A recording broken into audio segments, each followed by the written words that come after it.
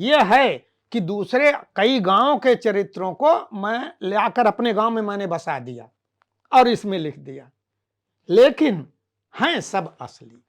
प्यार, पीड़ा और प्रतिरोध का आख्यान है। क्या बात है। मेरे पास कई चुनौतियां थीं। एक चुनौती तो मैं ये मानता था कि ज़्यादातर मोटे उपन्यास जो हैं, जो अभी चाहे देश में हैं चाहे विदेश में हैं, बिना फ्लैशबैक में गए वो मोटे नहीं हुए हैं। ये चुनौती थी। हमारे अवध के क्षेत्र में धर्म का प्रभाव बहुत कम है। मैं आज जब देखता हूं चारों तरफ धर्म का जितना प्रभाव है, मेरे आसपास आज भी उतना नहीं है। मेरे दिमाग में है, अभी होगा कि नहीं, कि मैं एक आत्मकथात्मक रचना लिखूं।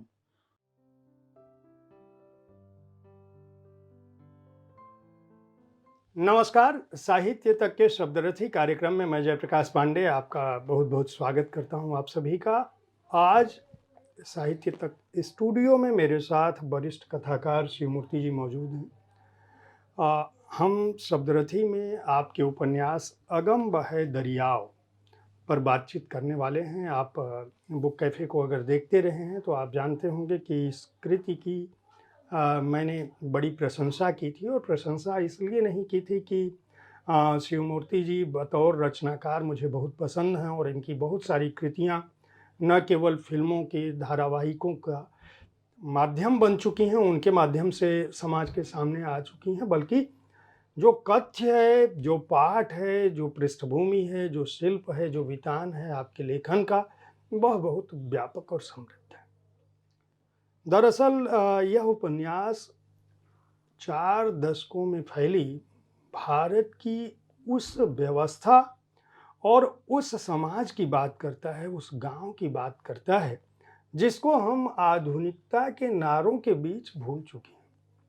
हमें लगता है कि विकसित भारत केवल सड़कों पर दौड़ रहा है या महानगरों की ऊंचे भवनों में कैद हो चुका है, या फिर वह भारत हमारे बच्चों की लाखों रुपए महीनों की तनख्वाह में सीमित हो गया है। दरअसल अगम बहे दरियाव भारतीय समाज और उन किसानों की बात करता है जिनको कोई छूता नहीं। शिवमूर्ति जी, सबसे पहले तो आपको इस मैं कहूँगा कि अद्भुत कृति के लिए बधाई दूंगा। धन्यवाद, धन्यवाद पांडे जी, नमस्कार सबको। और मैं यह जानना चाहूँगा कि इस उपन्यास को, जो आपकी अन्य कृतियाँ हैं, मुझे यह कृति उससे बहुत अलग लगती है। कई बिंदुओं पर मैं अपने कार्यक्रम में भी चर्चा कर चुका हूँ। पहली बात तो मुझे लगता है हर पन्ने पर कोई नया कथानक आता है जी। हर पात्र के साथ कथानक जुड़े हैं। और अभी वरिष्ठ संपादक बलराम जी से बात हो रही थी तो उन्होंने एक इस उपन्यास की चर्चा के दौरान कहा कि यह हिंदी का संभवतः ऐसा पहला उपन्यास है जिसमें 200 पात्र हैं, या उससे भी कुछ अधिक ही निकलेंगे पात्र। तो इसका जो कथा सूत्र है और जिस तरह से यह परिवेश बदल चुका है, हम सारे लोग आधुनिकता की एक तरह से उसके प्रभाव में हैं, उदारीकरण के प्रभाव में हैं, लेकिन उदारीकरण का एक ऐसा पक्ष भी है जिसमें एक बहुत बड़ा वर्ग न केवल पिस रहा है बल्कि आज भी वो उसी दुर्दशा को प्राप्त है जी। तमाम बदलावों के बावजूद। जी। तो ये कैसे आपके दिमाग में इस उपन्यास की पृष्ठभूमि आई, कब आपने इसके बारे में सोचा, थोड़ा हमारे दर्शकों को उसके बारे में। बहुत पहले से मेरे मन में इच्छा थी कि जो जीवन मैंने जिया है और जो देखा है, जहाँ मेरा बचपन गुजरा, जहाँ से मैं अभी भी नाभिनाल बद्ध हूँ, जहाँ की समस्याएं आज भी मेरी अपनी समस्याएं हैं, इतना जिस मिट्टी से, जिस जगह से जुड़ाव है, उसको जितना संभव हो पूर्णता में मैं लिपिबद्ध कर सकूं, तो मेरा लेखक बनना तभी सार्थक मैं मानूंगा। फुटकर में तो कहानियाँ लिखता रहा, लेकिन ये जो अंदर था बहुत ज़्यादा था, और उसके लिखने के लिए हिम्मत करते करते ये उम्र आ गई, और जब जान लिया कि अब आगे मौका नहीं है, तो मैं सब काम छोड़कर इसमें लगा। फिर भी इसको लिखने में मन मस्तिष्क में तो तभी से है जितने कालखंड का ये बना है, 40-50 साल, जब से होश संभाला। और कागज कलम पर लिखने में भी इसमें 4-5 साल लग गए। पहले मानस में लिखे, फिर कागज पर लिखे, फिर एडजस्ट किए उसको आगे पीछे कि हमारा पाठक धीरे धीरे 100, 200, 150, 250, ज़्यादा से ज़्यादा 300 पेज पढ़ने की उसकी आदत रही है। और इतने में मेरा काम नहीं चलना था। जब मैं अपने पूरे गांव को, सारे पात्रों को, उनके पक्ष को, उनकी समस्याओं को देना चाहता था और थोड़े में वो काम चल नहीं सकता था, इसलिए मैंने ये प्रयास किया कि सब कुछ कहा जाए और ऐसे कहा जाए कि हमारा पाठक, जिसको कहते हैं, बोर न हो या उस पर लोड न हो। तो यह प्रयास करते हुए, इसीलिए आप कह रहे हैं कि हर पेज पर नई कहानी चलती है।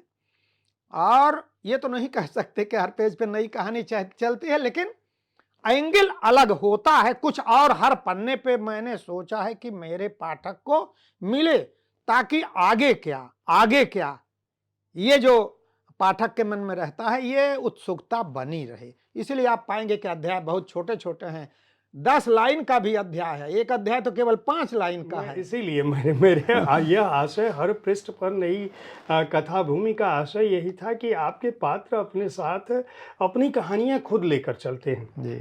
और उनके बीच समाज आता है और समाज के जो ठेकेदार आते हैं वो आते हैं। इस उपन्यास को पढ़ते हुए बतौर पाठक मैं एक जिज्ञासा मेरे मन में है कि जो 5 दशकों का वितान है, जहाँ से यह बात शुरू होती है, उनमें कस्बा, बाजार, परंपराएं, यहाँ तक कि रीतियाँ, ठीक है, और जो बदलाव है समाज के अंदर का, जो बदलाव है, कानूनी व्यवस्था के जो पचड़े हैं जी। और वैसे तो कहने के लिए ये पहली बार ऊपर लिख दिया गया है कि आपातकाल से लेकर उदारीकरण के बाद संपादक ने इसको लिख दिया होगा, लेकिन दरअसल जितनी सहजता और सरलता से इस उपन्यास के बारे में 2 लाइनें लिखने की कोशिश की गई हैं, वह इसके साथ न्याय नहीं करता। बिल्कुल सही, बिल्कुल सही। मैं ये जानना चाहूँगा कि जो पात्र हैं और जो घटनाएं हैं, खासकर जैसे मान लीजिए हम अदालत की बात करें जी। बड़ी एक रोचक शैली में आपने अदालती कार्यवाही का वर्णन किया जी।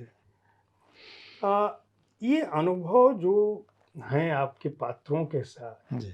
और इतना सूक्ष्म विवरण तो कोई वही व्यक्ति कर सकता है जिसने खुद से अनुभूत किया हो या जिसके सामने वो बात आई हो जी जी। इसी तरह से जो दबंग है जी, जिस शैली में आपने इस उपन्यास को शुरू किया है कि सुबह जो है, सुबह के लोग के साथ वह जो एक तरह से खेतीहर किसान जो है जगता है और अपने खेत में जाता है और वह देखता है, पाता है कि उसका खेत कोई और जोत रहा है। उसको लगता है कि शायद इसने गलती से यहाँ पे हल लगा दिया और पता चलता है नहीं, वो कहता है भैया अरे यहाँ क्यों, तो जवाब मिलता है कि नहीं, ये अब मलिकार ने कहा है हम इसको।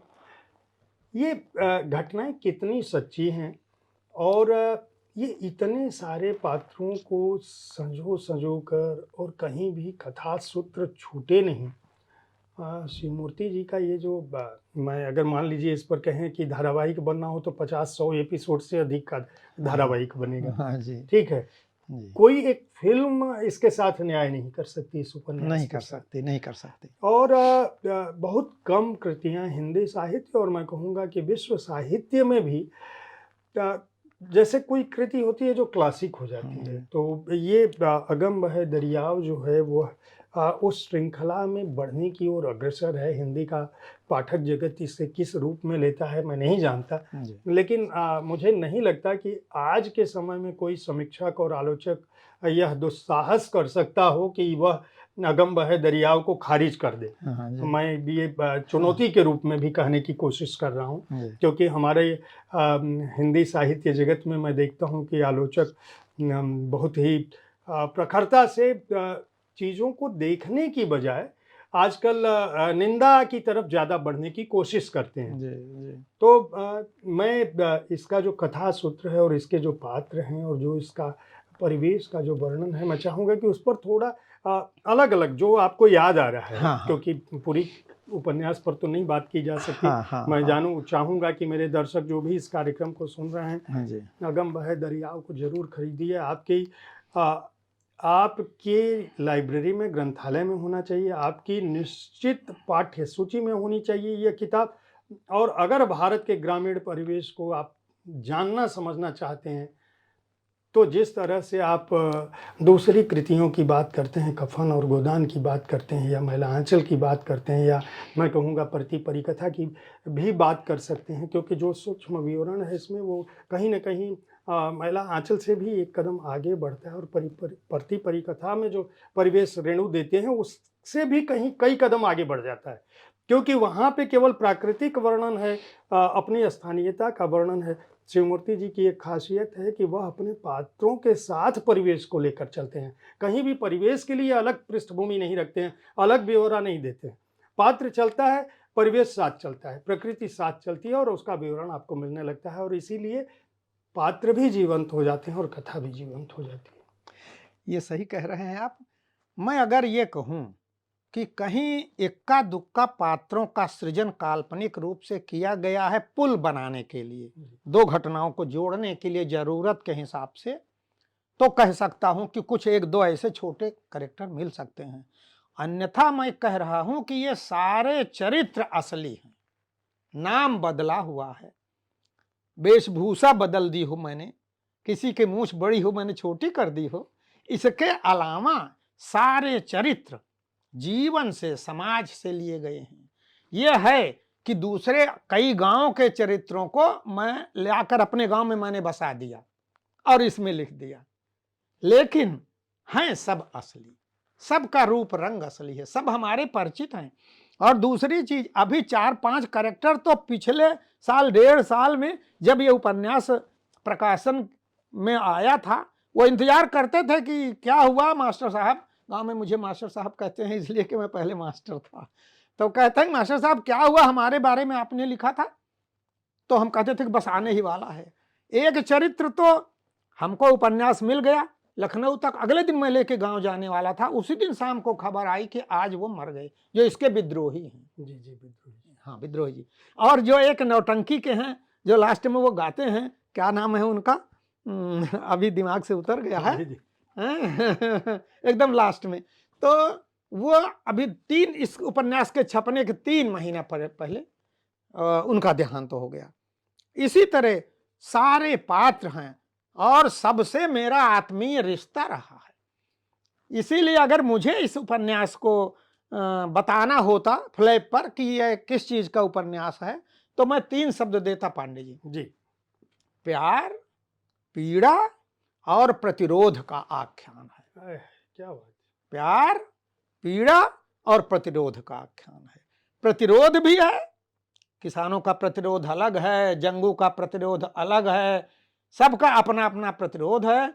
और प्यार तो देखिए 3 ऐसी प्रेम कथाएं हैं जिसमें कि एक तो इसकी नायिका हैं जो खुद कहती हैं अपने नायक से कि जैसे सुभद्रा थी शायद, कि अर्जुन को भगा ले गई थी, उसी तरह आप मुझे भगा ले चलिए। और दूसरी जो सोना और बुल्लू की जो कथा है वो भी उदात्त है, कई प्रेम भी है इसमें, और प्रताड़ना तो है ही है। आप देखिए, प्रताड़ित है संतोषी, हाँ, प्रताड़ित है जंगू का परिवार, प्रताड़ित है किसान। तो मुझे लगता है कि पूरा जो एक चीज श्रीमूर्ति जी मैं आपसे जानना चाहूँगा कि जो किसानों का जो आख्यान आपने दिया है जी, उसमें ठीक है, चूंकि आपने इतना सूक्ष्म विवरण दिया है तो प्रेम आएगा जी, संवेदनाएं आएंगी, संबंध भी आएंगे, लेकिन मुझे लगता है कि अगम बहे दरियाओं से जो भारतीय किसान की जो पीड़ा है और उसका जो प्रमुख स्वर है, वह आपने सामने लाने की कोशिश की है। जी। अ, इस उपन्यास के जब हम आखिर में पहुँचते हैं जी। और आखिर में यह नहीं पाते हैं कि कोई ऐसा परिदृश्य घट जाता हो जिससे भारत का किसान सुख की राह, जिस हम नए सूरज की बात करते हैं, या जिस सूरज के तले वो पहली बार अपने खेत में जाने की कोशिश करता है, भारतीय किसान की दशा बदल गई हो या बदल जाएगी, ऐसी कोई निष्पत्ति हम नहीं पा रहे हैं। पीड़ा है वो उसके समांतर चलती रहती है, संघर्ष है वह उसके पूरे जीवन चलता रहता है। यहाँ तक कि जेल का इतना सूक्ष्म ब्यौरा दिया है, मैं उसको पढ़ते हुए हंसता भी रहा और एक मेरे पास मतलब उसके लिए शब्द नहीं है कि जिस तरह से आपने वो जाती है, बच्चे गोद में हैं और किस तरह से पुलिस वाला पैसा लेता है और मिलने के बाद जो छो है, और इस बात का संतोष जेल में रहने वाले को है या बाहर रहने वाले को कि चलो इसको दो बाहर का खाना मिल जा रहा है। ये किस तरह की पीड़ा है, ये किस तरह का समाज है। हम अपने ही समाज में और आप उन किसानों की बात करते हैं जो आज दिल्ली की सीमा पर नहीं बैठे, आप उन किसानों की बात करते हैं जो वाकई में जिनके श्रम का उपजा हम खाते हैं। तो क्या हमारे समाज की जो जातिगत व्यवस्था है वो कहीं न कहीं से इसमें बिना किसी नारे के आई है, और आपने किसी के खिलाफ कोई फतवा नहीं दिया है। वहाँ एक सवर्ण भी एक दलित और पिछड़े का साथ देता है और वो भी उसी तरह से प्रताड़ित है। अगर वो प्रेम की तरफ बढ़ता है तो उसका समाज उसको बहिष्कृत कर रहा है, यानी वो अपने आप अछूत की श्रेणी में चला जाता है। और तो जो लोक का जो जीवन का संगीत है, लोक का संगीत है, या लोक की जो सूक्ष्म अवधारणा है जिसको हम मानते हैं कि सारे दुख एक जैसे होते हैं, और सुख जो है वह उसका एक अलग विधान है, और वो शायद बिना शोषण के, जो मतलब वो छोटे छोटे सुखों की बात नहीं कर रहा हूँ जो हमारे इन पात्रों के संघर्षों के बीच पैदा होते हैं, मैं उनकी बात करता हूँ जो लोग भौतिक सुखों का अर्जन चाहते हैं लेकिन हमेशा दूसरे तरह की पीड़ा या संतरास से ग्रस्त गुजर जाते हैं, उसी में उनकी जिंदगी खप जाती है। अब जैसे आपने मुकदमे वाली बात कहा है, तो मैं इसलिए ऐसा लिख सका कि मैं पैदा हुआ, उसके साथ मेरे परिवार में मुकदमा आया, पिताजी लड़े, फिर चकबंदी आई तो मैं खुद लड़ा, फिर अन्य कारणों से, तो वो कहते हैं फर्स्ट हैंड अनुभव जो हुआ मुकदमों का है।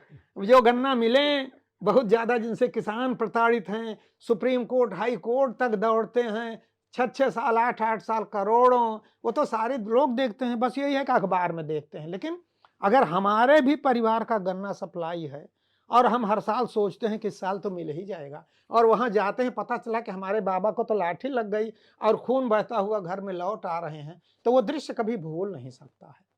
तो ये जो मुकदमेबाजी है, ये जो संघर्ष है, एमएसपी है, और उसी को हमें बेचना पड़ता है, उसी बनिया को जो मेरा क्लास फेलो है, और वहां हम नहीं बेच पाते हैं अन्य कारणों से। वो कहता है ना कि जैसे मैं उसका नाम है, जैसे नाम होता है मल लगा है उसमें, तो कहा था खटमल भी तब तक रहेंगे जब तक खटिया रहेगी।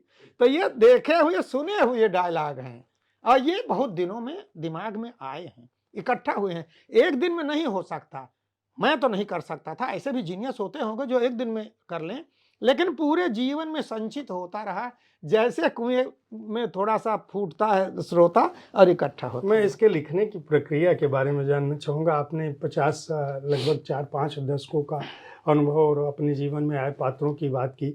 आपने ये भी कहा कि 4-5 वर्ष से इसको लिखने की प्रक्रिया में लगा। जो इसका सूत्र है, जहाँ से आप शुरू करते हैं और जहाँ समाप्त होती है, कहीं भी छोड़ छूटी नहीं जी। जी। कहीं भी कथानक ढीला नहीं पड़ा ढीला है। जी। तो मैं चाहूँगा कि इसकी संरचना, इतनी बड़ी कृतियों की संरचना करते समय, ये बात इसलिए भी पूछ रहा हूँ कि हमारे कार्यक्रम को बहुत सारे नए युवा लेखक भी देखेंगे जी। और वो देखते हैं और उनके मन में बहुत जिज्ञासा होती है। और हम जिस मीडियम पर अभी बात कर रहे हैं, मैं आपको बताऊँ, हमारे यहाँ एक बात कही जाती है कि लोगों की 3 सेकंड वह वीडियो देखते हैं या ध्यान करते हैं। बहुत छोटी-छोटी चीज़ें पढ़ना चाहते हैं, जिसकी आपने बात कही। जी। आपने तो हिंदी पाठकों को, जैसे होता है ना कि कोई क्लासिक होती है जो लौटा देती है काल खंड, जी। तो आपने एक तो इतनी मोटी कृति की तरफ हिंदी के पाठक जगत को लौटाया है। जी। जिसको भी अच्छा कुछ पढ़ना है, जी। यह उसकी बाध्यता है कि अगम बहे दरिया को खरीदे जी। और पढ़े। जी। ठीक है, अगर वो नहीं पढ़ेगा तो उसके जीवन में निश्चित रूप से कुछ अधूरा रहेगा, ये मैं दावा कर सकता हूँ। तो हिंदी का जो सर्जक पाठक है, उसको तो आप लौटा लाए इतनी मोटे ग्रंथ की तरफ, जिसका जो मुझे लगता है कि लगभग 588 पृष्ठों में फैला हुआ है। तो कैसे कथा सूत्र छूटे नहीं, उसके लिए आपने क्या रणनीति अपनाई थी? और जो युवा वर्ग है, जो लिखना चाहता है और जो बहुत अधीर है, बहुत जल्दी जल्दी उसको बहुत कुछ चाहिए और उसको ये जानना चाहिए कि शिवमूर्ति जी को पहले दिन से ये कहानियाँ भले ही लिखते रहे हों, चर्चित रहे हों, धारावाहिक फिल्में सब बनी और बहुत बड़ा नाम हो चुके थे, नहीं भी लिखते अगम बहे दरियाव तो भी हिंदी साहित्य जगत में जिंदा रहते हैं, ये मैं बता दूं आप लोगों को। तो ऐसा नहीं है, लेकिन वो क्या चीज़ थी जो आपको कुरीदती रही और कैसे इसका सूत्र बांधा था आपने? हाँ, मेरे पास कई चुनौतियां थीं। एक चुनौती तो मैं ये मानता था कि ज़्यादातर मोटे उपन्यास जो हैं, जो अभी चाहे देश में हैं चाहे विदेश में हैं, बिना फ्लैशबैक में गए वो मोटे नहीं हुए हैं। ये चुनौती थी। बिना फ्लैशबैक में गए वो बड़े नहीं हुए हैं। थोड़ी दूर करंट में चलकर फ्लैशबैक में ही सब जाते हैं। मैं सोचता था, मैं चाहता था कि मैं करंट में चलूं। एक चीज तो ये, इसमें 1% से ज्यादा फ्लैशबैक नहीं है, वो भी रेफरेंस में आया है। तो मैं चाहता था कि फ्लैशबैक में न जाऊं और मैं चाहता था कि मैं समय के साथ, जो धारा समय की चल रही है उसके साथ चलकर इसको पूरा करूं। बहुत लोग, बहुत आसान होता है, इतिहास की गोद में, इतिहास की गुफा में घुस जाइए, दिन दुनिया से कोई मतलब नहीं कि वर्तमान में क्या हो रहा है। फला के 1000 साल पहले का उपन्यास लिखिए, 500 साल पहले का लिखिए, बाबा आदम के जमाने का लिखिए तो लिखिए, चाहे जितना बड़ा लिखिए। मैं चाहता था कि जो हमारे वर्तमान की चुनौतियां हैं, हमारे पात्रों की, जहां से मैंने इनको उठाया है, मैं उनकी कहानी लिखूं। तो फ्लैशबैक में ना जाऊं और वर्तमान की लिखूं। वो रूस के लेखक कौन हैं जिनको नोबेल प्राइज नहीं लेने दिया गया था, अलेक्जेंडर सोल्जनित्सिन। उन्होंने कहा है कि जो आदमी अपने वक्त के दुखों को, कष्टों को चुनौतियां के रूप में नहीं लेता है, मैं नहीं मानता कि वह अपने लेखक के साथ न्याय कर रहा है। मुझे ये बात कहीं लगी, जब आज का हमारा वर्तमान इतना चुनौतीपूर्ण है, इतना यहाँ दुख है, इतना दारिद्र है, इतना मतलब आम जनजीवन में जब इतनी सारी चीजें हैं, तो हम इसी को क्यों ना अपना विषय बनाएं। अगर इसको हम नहीं बनाते तो फिर किस लिए लिखें।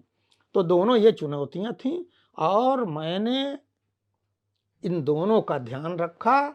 संयोग की बात है कि बिना फ्लैशबैक में गए 40 साल को मैंने, और क्रम में ये भी नहीं, जहां से शुरू किया सन 72-73 से 2012 तक, एक सिधाई में घटना के साथ जो हमारे समाज में घटित हुआ उसी को मैंने डायरी जैसा कर दिया और उसमें अपनी बात कह सका, प्रेम उड़ेल सका, प्रतिरोध उड़ेल सका। तो अगर हमारे पाठक को ऐसा लगता है तो मैं समझूंगा कि हाँ, मैंने जो किया, जो चाहा था वो कर दिया। और नहीं लगता है तो वो कैसे कहते थे कि नहीं तो हरिभजन है समझिए फिर। शिवमूर्ति जी, एक चीज़ मुझे जाननी है कि जिस कालखंड की हम लोग बात कर रहे हैं उस समय धार्मिक उभार बहुत था। जी आपके पात्र लोक की तरफ ज़्यादा झुकते हैं, जी धर्म की तरफ नहीं जानते हैं जी। अपनी पीड़ा से उबरने के लिए, इसकी जी। क्या वजह थी? हमारे अवध के क्षेत्र में धर्म का प्रभाव बहुत कम है। मैं आज जब देखता हूं चारों तरफ धर्म का जितना प्रभाव है, मेरे आसपास आज भी उतना नहीं है। और समझिए कि जब वो 6 दिसंबर की घटना हुई थी, मेरे गांव से कोई नहीं गया था। शायद ही कोई ऐसा हो जो कहा हो कि अच्छा काम हुआ है। तो वो अवध की परंपरा ही होगी वो। और हमारे यहाँ तो इसी में एक कहते हैं, भगवान को भी अपशब्द कहते हुए कहते हैं कि तुम्हारे भगवान होने से क्या फायदा है जब हमारे मौके पे तो आप काम नहीं आ रहे हो। तो ये जो जैसे भूसी एक चरित्र है इसमें ना, तो सबका सोचना देखिए, हमारे यहाँ संकीर्ण दिमाग का शायद ही कोई हो।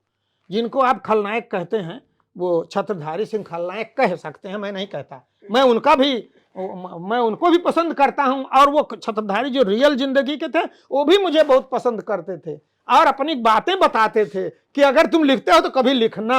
अब वो नहीं है दुनिया में, तो वो सब चीजें अपने खलनायकत्व की बातें उन्होंने खुद बताई। मैं कैसे जान सकता था कि उन्होंने 47 में किसके साथ क्या किया था? तो उन्होंने खुद बताई।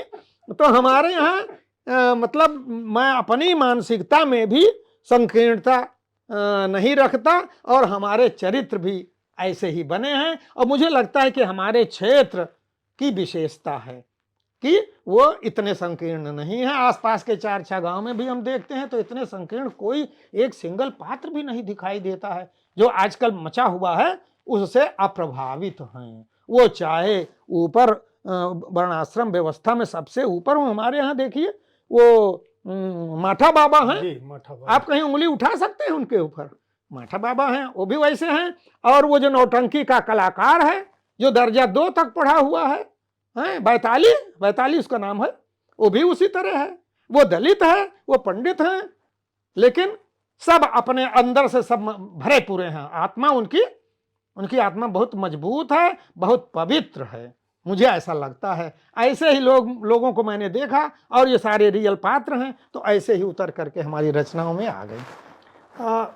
इन रचनाओं में कहीं कहीं तुलसी दास जी की चौपाई और दोहे को आपने अलग ढंग से रखा है जी। जो सामाजिक वितान है, क्या उसमें हमारे लोक में तुलसी हर रूप में आते हैं? हर रूप में आते हैं। इसकी कोई खास वजह थी? आपने वाकई उनको देखा था या यह केवल लेखकीय कल्पना थी, आपकी अपनी सोच थी? नहीं, देखिए, मेरे व्यक्तिगत जिंदगी में रामचरितमानस सबसे पहली किताब के पढ़ने के रूप में नहीं, श्रुति के रूप में। हमारे पिताजी जो बाद में साधु हो गए, संन्यास ले लिया जब मैं दर्जा 7 में था, जब मैं पैदा हुआ तभी से वह रोज शाम को रामचरितमानस का पाठ करते थे। आपको बताऊं, अतिशयोक्ति लगेगी कि एक जमाने में रामचरितमानस का 90% 8 खंड का मुझे जबानी याद था। जब मैं स्कूल जाना मैंने शुरू नहीं किया था तब तो जाहिर है कि वो अंदर खून में घुस गया। उसकी प्रासंगिकता तो हम बाद में जाने, उससे कहीं सहमत हुए, कहीं असहमत हुए, कहीं मैंने उन चौपाइयों को अपना अस्त्र बना लिया और कहीं उसका मुरीद हो गया। तो तुलसीदास तो बहुत बड़े कवि हैं, उन पर जो हम आज उंगली उठाते हैं, 500 साल पहले कोई कितना प्रगतिशील हो सकता था आप बताइए। ना प्रजातंत्र की अवधारणा थी, ना और दूसरी चीजें थी, लेकिन कवि के रूप में उनके सामने कौन खड़ा हो सकता? और फिर वो हमारी अवधि के कवि थे, जायसी और तुलसीदास, जिन्होंने हमारी अवधि को समृद्ध किया। तो इसलिए तुलसी हमारे अंदर तब से है जब मुझे अक्षर ज्ञान नहीं था। तो उनका उपयोग अपने पक्ष में और उनका उपयोग अपने विपक्षी को का मुंह बंद करने में, दोनों मैंने इसमें प्रयोग किया है। मैं एक सवाल पूछूंगा, ये मेरे अंदर ये जिज्ञासा हुई कि मैं शिवमूर्ति जी से जानूं कि क्षेत्र को लेके और वर्ग को लेके वो बहुत सजग हैं जी। और वो एक जरूर उनके अंदर, उनके मन में भाव है कि हमारा एक क्षेत्र जो है ये तमाम विसंगतियों के बावजूद जी कहीं ना कहीं श्रेष्ठता बोध आपके अंदर भी है। इसकी क्या वजह है? नहीं, मैं इसको श्रेष्ठता बोध नहीं कहूंगा। जैसे उत्तराधिकार में आपको उपजाऊ जमीन मिल जाए और किसी को पठारी जमीन मिल जाए, है कि नहीं। मैं अभी देखिए विदेशों में मैं हर जगह गया हूं, कोई मतलब महाद्वीप बाकी नहीं है, मैंने हर जगह घूमा है। मैं मिट्टी देखता हूं हर जगह जिसमें फसल पैदा होती है, हर जगह जाता हूं तो मिट्टी भी देखता हूं। तो मुझे लगता है कि हमारे क्षेत्र की जो मिट्टी है वो पूरा लेकर के उसको समझिए गंगा जमुना का दोआबा ही, तो लोग कहते हैं नील नदी की मिट्टी बहुत उपजाऊ है, तो उससे कम अपने यहाँ की मिट्टी को मैं नहीं कहता। तो ये चांस की बात है, मैं हो सकता है बुंदेलखंड में पैदा हो गया होता तो वहाँ की मिट्टी उतनी उपजाऊ नहीं है तो मैं दुखी रहता। और अगर मैं अवध में पैदा हुआ और वहाँ की मिट्टी बहुत अच्छी है तो मैं उसकी तारीफ क्यों नहीं करूँगा। इसमें श्रेष्ठता की बात नहीं है। मेरा रंग काला है तो इसकी वजह से मैं हीन भाव तो नहीं रखूंगा, लेकिन अगर किसी कोई गौरांग है और देखने में पहली बार आकर्षित कर लेता है, लंबा चौड़ा है, विदेशी है, तो वो अच्छा लगेगा तो मैं उसकी तारीफ भी करूंगा। ऐसा तो नहीं कि मैं नहीं हूं गोरा इसलिए मैं किसी गोरे की तारीफ नहीं करूंगा। तो ऐसा श्रेष्ठता बोध अलग से नहीं है, वो श्रेष्ठ मिल गया, श्रेष्ठ साहित्य मिल गया उत्तराधिकार में, श्रेष्ठ मिट्टी मिल गई, लोग श्रेष्ठ मिल गए, ज्यादा परिष्कृत लोग क्षेत्र के हैं। मेरे गांव में आज तक कोई फौजदारी नहीं हुई, मेरे गांव में आज तक कोई कत्ल नहीं हुआ, मेरे गांव में आज तक कोई ऐसी मुकदमेबाजी नहीं हुई। ये जब मुकदमेबाजी वगैरह जो मैं अपने उपन्यास में लाया हूं आयातित किया हूं अगल बगल के गांव से, तो इसलिए ऐसा नहीं है कि श्रेष्ठता बोध है। श्री मूर्ति जी, एक बात मैं और जानना चाहूँगा कि जैसे पूरे जितने भी इस उपन्यास में बहुत सारी लोकोक्तियाँ, बहुत सारी कहावतें, बहुत सारे दोहे, बहुत सारे लोक जीवन में जो व्याप्त हमारे गीत हैं उनका भी आपने उल्लेख किया है। चूँकि लोक में व्याप्त हैं इसलिए ये नहीं कह सकते कि किसी का कॉपीराइट है। अब जैसे मान लीजिए ये नारा है, दबना नहीं दबाना नहीं, रोना नहीं रुलाना नहीं, झुकना नहीं झुकाना नहीं।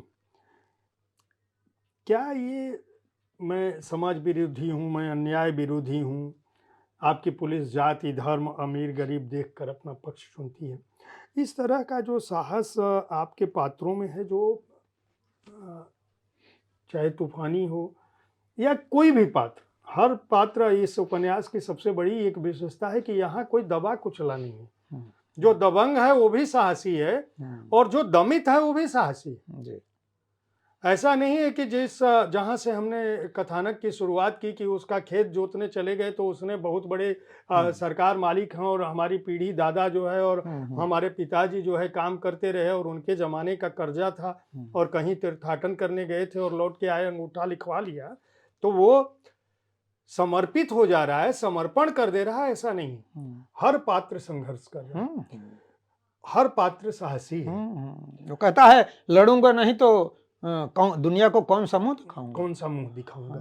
तो ये जो साहस आप अपने पात्रों में भरते हैं और उसके साथ लोक के गीतों का जो चुनते हैं, क्या आप कोई याद है कि इसमें कितने गीतों का और कितने दोहों का आपने उपयोग किया है? पात्रों का तो चलिए बलराम जी के सौजन्य से हमें ये पता चला कि 200 से अधिक पात्र हैं, मेरी तो गिनने का साहस नहीं था। मैं तो चूंकि, और उसकी वजह यह थी कि मैं इस कृति को बतौर आलोचक समीक्षक नहीं देख के बल्कि बतौर पाठक देख रहा था और कथा प्रवाह इतना सहज और सरस है कि कहीं ये कृति भले ही मोटी है, कहीं ये हमको रोकती नहीं है, बांधती है, लेकिन थामती नहीं है। ये नहीं कहती कि नहीं रुक जाओ, दिमाग पर जोर पड़े, ऐसा नहीं है, अपने आप चलता जाता है प्रवाह। तो कुछ याद है कि कितने लिए? एक दूसरा उनका चयन लिखने के दौरान आप लिखते चले गए कि यहाँ यह सेट हो रहा है, या कुछ ऐसा कोई डाटा बनाए थे कि नहीं इनका उल्लेख मुझे जरूर करना है इस पात्र के साथ? देखिए मैंने गिना तो नहीं है, इसमें 60-70 या ज्यादा भी गीत हो सकते हैं। गीत मुझे कहीं खोजने नहीं जाने पड़े, गीत मुझे सब याद हैं। अच्छा जी, और बहुत 1000 के करीब गीत याद हैं। और उसके पूरा नहीं, मुखड़ा हाँ। जो जो मुख्य है हाँ, हाँ, वो मुझे याद है। बल्कि अब तो मैंने शुरू कर दिया कि एक रजिस्टर बना दिया हाँ। कि भूल न जाऊं, अब उम्र हो रही है, लिख दिया, लेकिन सब मुझे याद है। एक चीज, कहीं जरूरत पड़ने पर मैं कुछ गढ़ भी लेता हूँ। जैसे ये गढ़ा है जो मैंने अभी पढ़ा। अभी जो आपने पढ़ा वो मुझे मेरा पता गढ़ा है। पता हाँ, है, मुझे पता हाँ, चल क्योंकि खड़ी बोली में है, पता चल जाता है। अवधि में मैं नहीं गढ़ पाता। अवधि में भी मैंने कोशिश किया है, जो गाते हैं जी। जिनकर पूत रहे फलाने सिंह हैं, वो मैंने गढ़ा है, क्योंकि मुझे कहानी, गीत में कहानी कहनी है, तो वो तो कोई कहीं तो लिखा नहीं रहेगा, तो मैंने गढ़ा है। तो कुछ मैंने गढ़ लिया, कुछ जो क्षेत्र में लोकगीत प्रचलित थे, सुना था, उसमें तो कुछ अपने शब्द डाल दिए, तो मेरे मकसद के हिसाब से बन गए, जो जमाने से चले आ रहे हैं। जहां कोई भक्ति के बारे में, भगवान के बारे में कह रहा था, वो हमने सरकार के बारे में कह दिया, या इस तरह का कुछ कर दिया गया है। मैं ये जानना चाहूँगा कि जब उपन्यास की शुरुआत हुई इसके लेखन की, जी। और उससे पहले आपको मुझे लग रहा है इसको हाँ। सम्मान मिल चुका था, हाँ। या इसी पर मिला है? नहीं, मिल चुका था। हाँ, हाँ, तो ग्रामीण पृष्ठभूमि पर आप पहले से ही एक हाँ। बड़ा पुरस्कार पा चुके थे। जी, जी। क्या आपको ये लग रहा था कि यह कृति उस रूप में आ जाएगी जिस रूप में आज इसको हिंदी समाज देखेगा, या हम लोग जो देख रहे हैं? देखिए, मैं 4 कैरेक्टर का उदाहरण देके बताता हूँ कि मेरे ऊपर किनका कर्ज था। और एक मेरी किताब आई है राजकमल से ही सृजन का रसायन, उसमें मैंने लिखा है कि इन कैरेक्टर्स का मेरे ऊपर कर्ज है, और ये मुझे सोने नहीं देते, रात में सपने में आते हैं कि क्या तुम बिना मुझे कागज पर लाए, बिना दुनिया का मुंह दिखाए तुम चले जाओगे दुनिया छोड़कर। ये मैंने उसमें कहा है। मैं बहुत मतलब अफसोस में रहता था कि मैं इन सारे अपने चरित्रों को छोड़कर चला जाऊंगा, जो न्याय नहीं होगा, और मैं कर नहीं पा रहा हूं। तो मैं नौकरी में था, तो नौकरी भी नहीं छोड़ सकता था, बेटियां थीं, घर का और सब था, तो नहीं कर सकता था। लेखन में उतना अर्निंग नहीं थी कि मैं छोड़ सकता। बहुत बार मैं चिंतित होता था कि मैं कब तक नौकरी करूंगा, कब लिखूंगा। 6 बेटियां थी तो उनकी शादी भी करनी थी, बहुत सारी चीजें थी। मैं 4 कैरेक्टर के माध्यम से आपको बता रहा हूं कि उपन्यास मेरे दिमाग में कब से है। ये जो इस उपन्यास में संतोषी काका हैं, मेरा एक मुकदमा चलता था जब मैं 6 साल का था, तब से शुरू हुआ था, और जब मैं 10 साल का था, 11 साल का, तब खत्म हुआ था। वो जमींदारी अबोलिशन के समय। उस समय संतोषी आते थे, ये ब्राह्मण थे, और हमारे पिताजी के साथ कभी हमारे घर की तरफ चले आते थे। ये दूसरी दिशा के थे। रास्ते में मुकदमे की तारीख से लड़ते हुए मर्डर न हो जाए उनका, इसलिए वो रास्ता बदल देते थे। तो इसी प्रक्रिया में कभी हमारे यहाँ आते थे, तो हमारे वहाँ मड़हे में लेटते थे, रहते थे, खाते थे और गाते थे। कभी कभार रात में बहुत आर्द्र स्वर में गाते थे कि दुख हरो जानकी नाथ शरण में तेरी।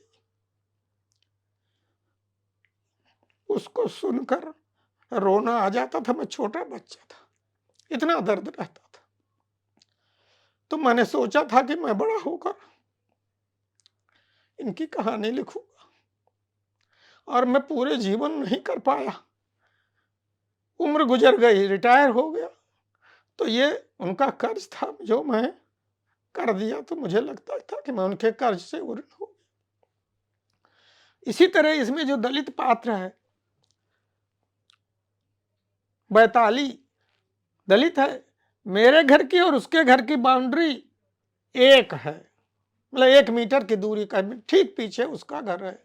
जिस तरह वो दबंग था, कभी किसी की मजदूरी नहीं किया, एक बिस्वा खेत उसके पास नहीं था, जीवन का कोई आधार नहीं था, बकरी पाल लिया और जंगल में जा करके और कहीं मधु निकाल कर, कहीं शिकार करके, खरगोश मारकर, इस तरह, और नाच में कुछ काम करके उसने राजा की तरह जिंदगी जिया। जो कहता था कि मैं नौटंकी में भालू बानर का रोल नहीं करूंगा, मुझे राजा आया सेनापति का रोल दीजिए तो मैं करूंगा, पांडे से कहता है। और पांडे उसको घर से बुला के ले जाते हैं अपनी नौटंकी कंपनी में। वो मुझे बचपन से बहुत वो करता था, प्रभावित करता था। मुझसे 2 साल बड़ा था। जिस तरह वो आंख टेढ़ा करके देखता था और कहता था कि मैं उनको एक ही भाले में उस पार पहुंचा दूंगा, मुझे बहुत प्रभावित करता था उसका साहस। तीसरा वो जंगू जो हमारे इलाके में था सन 90 में, जो भी इस तरह की ज्यादती किसी बहू बेटी की इज्जत पे हाथ डालता था या किसी का खेत हड़प लेता था या इस तरह की जाति करता था, वो पकड़ता था रात में और दोनों ये घुटने महुए की जड़ में, आम की जड़ में जो पेड़ के ऊपर निकली रहती जमीन के बाहर ना, उसमें डालता था और ऐसे तोड़ देता था। और 4-6 काम करने के बाद इलाके में लोगों ने किसी के साथ जाति करना बंद कर दिया था। रियल कैरेक्टर है। 2006 में उसका इनकाउंटर हुआ था और 90 में मैंने उसके बारे में लिखा था। तो ये लिखा था कि अगर आपको कभी सुनाई पड़े कि जंगू का इनकाउंटर हो गया है तो आप यह यकीन मत करिएगा कि यह रियल इनकाउंटर है, वो जरूर फर्जी इनकाउंटर होगा, उसको पकड़ के मारा जाएगा। और यही हुआ। उसको एक फर्जी FIR लिखी गई, उसको कोई सजा उस समय तक नहीं हुई थी क्योंकि कोई गवाही देने वाला नहीं था, रात में सबका पैर तोड़ता था। तो फर्जी इनकाउंटर किया गया कि इन्होंने बाजार में मुझे मारा और उसी पे उसको गिरफ्तार घर से कर लिया गया। और सवेरे चालान करते समय ये कहा गया कि रास्ते में जंगू के लोगों ने घेर लिया, पुलिस पर फायर किया, इस वजह से उसी गोलाबारी में ये मारा गया, इस तरह मारा गया। वो रियल कैरेक्टर था, वही जंगू हमारे इस उपन्यास में भी आया हुआ है। ये जो तीन हमारे क्षेत्र में, अमेठी हमारा क्षेत्र है, तो सन 77 का जो चुनाव था तो उसमें जो दिल्ली के राजकुमार थे और जो हमारे अमेठी के राजकुमार थे, वो एक चुनाव गुजर चुका था लोकसभा का, विधानसभा वाला होने वाला था। ये दोनों राजकुमार आ रहे थे तो वो जो विद्रोही थे जो अभी मर गए, जिनको मैंने विद्रोही कहा है, उनका नाम मथुरा प्रसाद यादव है। हमारे यहाँ दर्जनों लेखक गए हैं, उनका इंटरव्यू लिया है, फेसबुक पे सबका मौजूद है। उन्होंने कहा खबरदार, पोलिंग बूथ पे कच्छी पहन के कंधे फावड़ा रख के गए थे इसलिए कि गन्ने के खेत में वो पानी लगाए हुए थे, जेठ के महीने में चुनाव हुआ था, जून में। कहा खबरदार, अंदर केवल उम्मीदवार जा सकता है, दूसरा नहीं जा सकता। और दिल्ली के राजकुमार वहीं से लौट आए थे। तो मुझे लगा कि एक 22-24 साल का लड़का, जब कोई नहीं बोल रहा था, इमरजेंसी जस्ट खत्म हुई थी, कोई नहीं बोल रहा था, बड़े बड़े लोग सरेंडर कर दिए थे। वो कौन कह रहे थे कि झुकने को कहा गया तो लेट गए थे, उस समय हमारे गांव का वो लड़का इस तरह बोला, कितना साहस का काम था। तो इन सारे जो आप कह रहे थे कहां से इतने कैरेक्टर आते हैं। हमारे वो जो इसमें आई है नर्तकी, मेरे पास कुछ झांग तांग नहीं था और उन्होंने मुझे पहली नौकरी ज्वाइन करने के लिए अपनी अटैची दिया था। वो हमारी मदद किया करती थी। लोग कहते थे आप उनके घर खाते हैं, हमारे पिताजी से कहते थे कि जैसे गांव में कहते हैं कि ऐसे लोगों को घर नहीं खाना चाहिए, जातीय संरचना में कुछ लोगों को छोटा माना गया है। मैं तो पहले से ये सब नहीं मानता था। और मेरी मित्र थी, अभी मेरी मित्र हैं, अभी गांव आने वाली हैं बंबई से वो। तो उन्होंने कहा था, अभी उनकी बेटी ने फोन किया कि मास्टर जी अप्रैल में मम्मी आएंगी ही, कह रही थी कि मास्टर को बता दीजिएगा। तो मैंने कहा जैसे ही आए बताना, मैं आऊँगा। वो भी रियल कैरेक्टर हैं। सारी दुनिया रियल है, नाम बदले हुए हैं। तो कुछ सोचना नहीं था पांडे जी, कुछ सोचना नहीं था कि कैसे उपन्यास लिखा जाए, ये तो सब कुछ था, खाली लिपिबद्ध करना था तो हो गया। श्री मूर्ति जी, एक सवाल और मेरा रह जाता है इस उपन्यास से, फिर हम आपकी नई रचना प्रक्रिया पर क्या कुछ बाकी है उसके बारे में मैं जानूंगा और फिर अपनी बातचीत को आज के लिए विराम देंगे जी। एक सवाल मेरे मन में आपकी बातचीत से है कि जो हमारा लोक है जी।